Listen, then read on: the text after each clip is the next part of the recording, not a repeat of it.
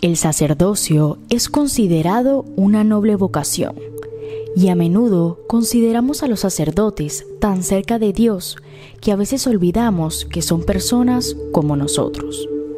Y como toda persona en la tierra, tienen defectos y vicios.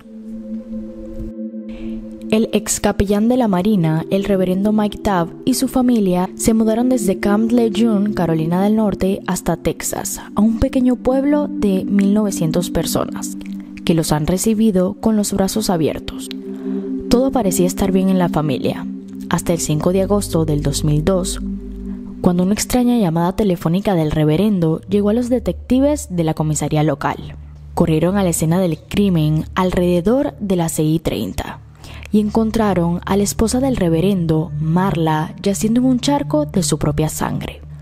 La mujer de 35 años había sido golpeada brutalmente y recibido múltiples golpes en la cabeza y en la cara. Tenía la mandíbula rota en varios lugares y había sido estrangulada. Una mesa de madera cercana tenía 3 patas rotas, una de las cuales faltaba. Se cree que era el arma homicida. Los detectives notaron que no había signos de entrada forzada. Tampoco había indicios de violencia íntima o robo.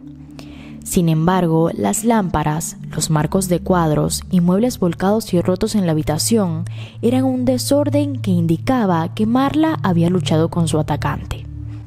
Apenas 6 semanas antes de su muerte, Marla había dado a luz a su segundo hijo.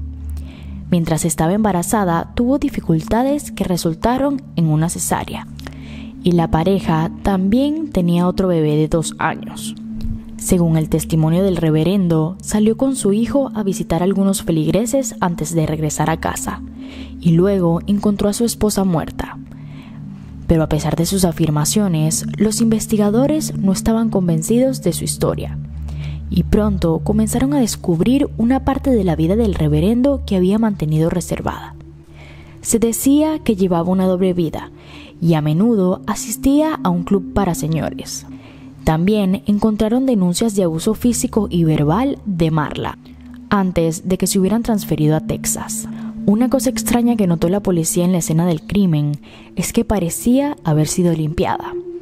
Tomaron la ropa de Tabb y encontraron allí rastros de sangre junto a sus zapatos y en su camioneta, por lo que fue detenido poco tiempo después. El 29 de septiembre del 2003, Tabb se declaró culpable del asesinato de su esposa. Fue decidido que sus motivos no serían revelados en la corte en beneficio de los 2 niños, aunque se sospechaba que Tabb llevaba una doble vida y que tenía problemas en su matrimonio. Fue condenado a 55 años de prisión, aunque tendrá derecho a libertad condicional después de cumplir 27 años. John Nelson Canning, un ministro pentecostal de Saco, Maine, se mudó a Sebring, Florida, a mediados de la década de 1980. Se vio obligado a mudarse debido a problemas que incluyen una acusación de conducta sexual inapropiada y varias situaciones cuestionables con las finanzas de la iglesia. Mientras estaba en Sebring, se convirtió en ministro de una iglesia aconfesional llamada Iglesia Fuente de Vida, que suman unos 50 miembros. 2 de los miembros fundadores, Leo y Hazel Glaze, se casaron en la iglesia en 1988 por Canning. La pareja tenía 80 años cuando se casaron. En 1994, la salud de la pareja comenzó a fallar y Canning prometió cuidarlos y revisarlos todos los días. Así que la pareja firmó un poder notarial para él. Canning comenzó a abusar de su cargo y comenzó a robar dinero a la pareja e incluso a vender una de sus casas. A fines de 1994, Hazel se dio cuenta de que docenas de miles de dólares faltaban en su cuenta y se enfrentó a Canning. Pero, para poder silenciar a la pareja de 90 años, Canning ingresó a la casa de la pareja de ancianos. El 2 de enero de 1995, los golpeó y estranguló a ambos hasta la muerte. Más tarde, salió a cenar con sus amigos y pasaron el día en la playa. A su regreso, denunció la muerte a la policía diciendo que los había encontrado el día anterior, lo que inmediatamente levantó sospechas a la policía. Antes de ser arrestado, Canning pronunció un elogio fúnebre de 30 minutos para la pareja, diciendo que estaba lo suficientemente cerca de la pareja como para llamarlos mamá y papá. Fue arrestado poco tiempo después y declarado culpable de asesinato en primer grado y condenado a cadena perpetua en 1996. El padre Gerald Ridsdale nació en la parte occidental del estado de Victoria, en Australia. Tomó sus votos y el sacerdocio en la Catedral de San Patricio en 1961. Ya en el primer año de sus servicios, la iglesia había recibido quejas sobre su comportamiento, pero de igual manera nunca hicieron nada al respecto. Y fue proclamado capellán de la escuela primaria Alipus y el internado para varones en 1971. Y desde entonces allí aumentó la conducta sexual inapropiada.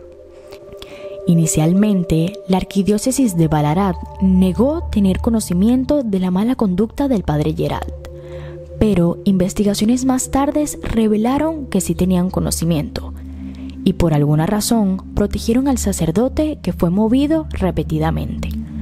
Durante 32 años, el sacerdote fue protegido por la Iglesia Católica, y se le permitió seguir adelante con sus crímenes. La primera vez que fue condenado por abuso infantil fue en 1993.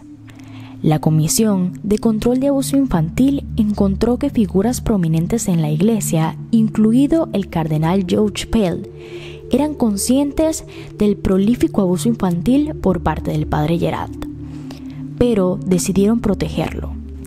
Así que fue denunciado repetidamente a la corte desde 1993. Y cada vez tenía que enfrentar nuevos cargos. En 1993 denunciaron agresiones indecentes a 9 niños de entre 12 y 16 años, de los cuales se declaró culpable y fue sentenciado a 12 meses en prisión. Y luego, en el 94, otras víctimas lo citaron nuevamente y lo acusaron de haber atentado al pudor contra 20 niños de entre 9 a 15 años y una niña de 11 años. Fue encarcelado por 18 años con posibilidad de libertad condicional. Luego, en 2006, fue nuevamente acusado de incidentes que involucraron a 10 niños, el menor de los cuales tenía 6 años. En abril de 2014 fue condenado nuevamente y se agregaron 8 años más a su sentencia de prisión actual. En 2017 otras víctimas se han presentado y Ridsdale ha sido acusado de nuevo, extendiendo aún más su pena en prisión. Lamentablemente, el total fueron 60 niños abusados, aunque muchos creen que el número de estas víctimas puede llegar a cientos, ya que la iglesia nunca lo detuvo ni lo denunció. El padre Anthony Joseph Maskell nació el 13 de abril de 1939.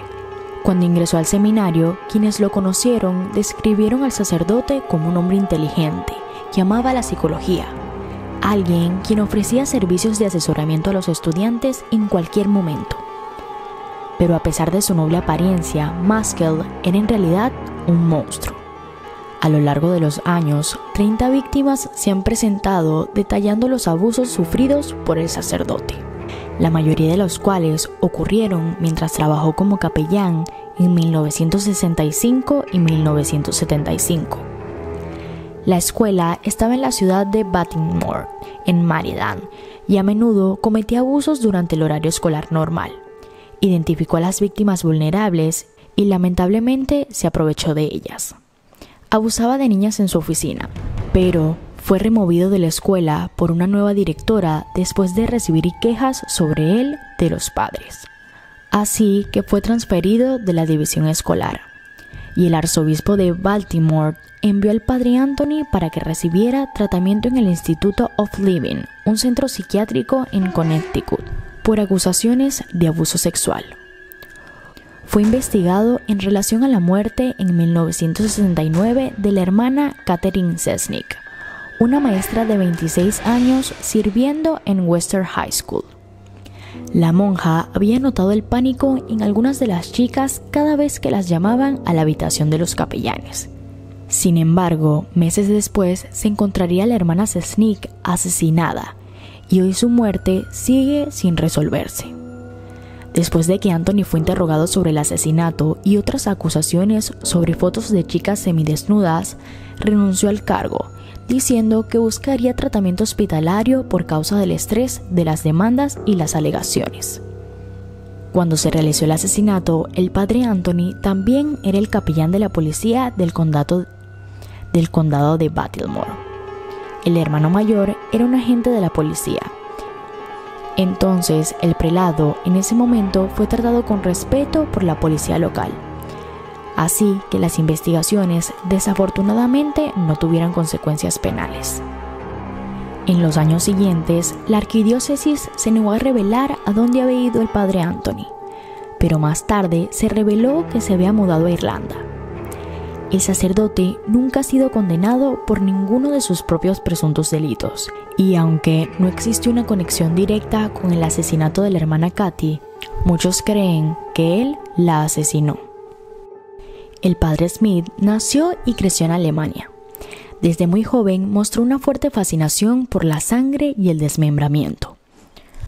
Durante sus días de seminario fue acusado de falsificar diplomas, y a pesar de que los fiscales querían tenerlo encarcelado, su abogado logró sacarlo de su apuro por una presunta enfermedad mental.